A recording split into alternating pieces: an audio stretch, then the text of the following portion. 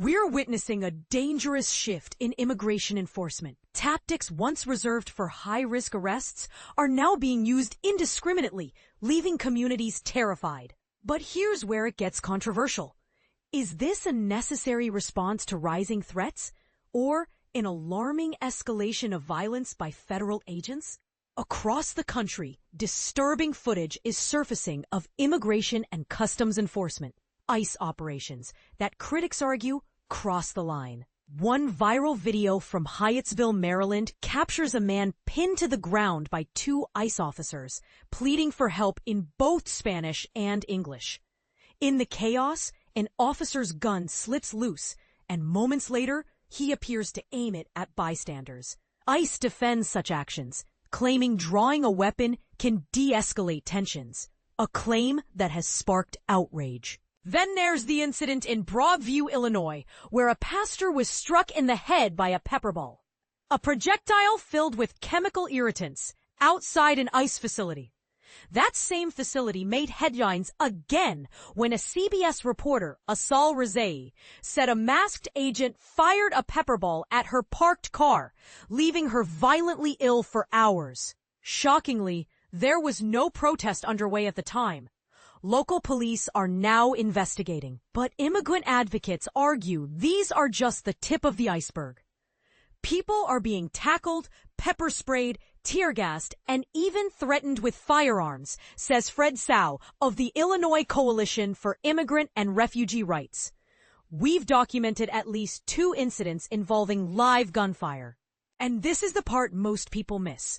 While a majority of Americans disapprove of the Trump administration's hardline immigration tactics, ICE's operations in Chicago and beyond appear to be growing more aggressive, not less. In late September, federal officers conducted a door-breaking raid on a Chicago apartment complex, arresting dozens.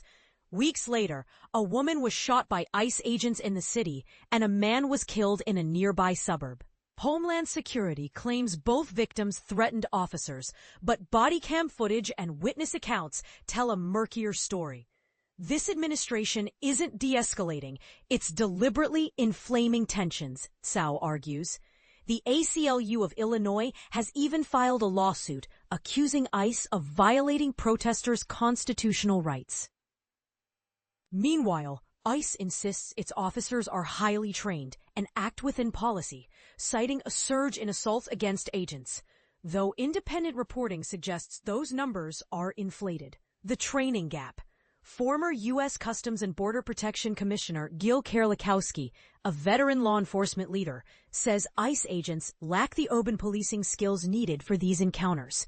De-escalation, trust, and community cooperation are essential in cities. He says, a show of force like this isn't just unnecessary, it's counterproductive.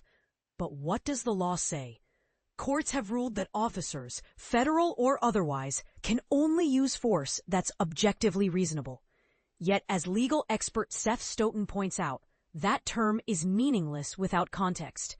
DHS policy mandates force only when no safer alternative exists, emphasizing respect for human life. But when does restraint become negligence? And when does self-defense tip into brutality? Legality isn't the same as legitimacy, Stoughton adds. The public isn't asking if these actions violate the Fourth Amendment. They're asking if they're right. So where do we draw the line? Immigrant rights groups urge bystanders to keep recording. Documentation, they say, is the only way to hold power accountable.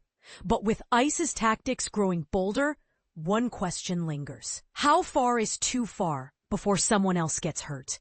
What do you think? Are these measures justified for public safety, or do they represent a dangerous overreach? Drop your thoughts below. We're listening.